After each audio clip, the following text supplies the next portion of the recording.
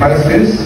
Lalo na ito, kaya meron tayong ganito celebration. Ginawa ng simbahan ito para mas maging mamalay tayo, mas maging aware tayo sa kahalagahan ng sanilikha.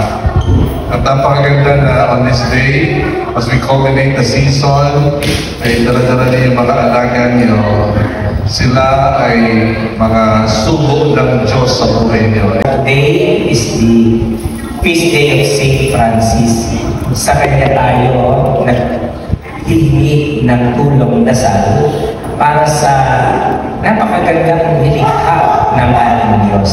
No? Ang sanlibutan, ang mga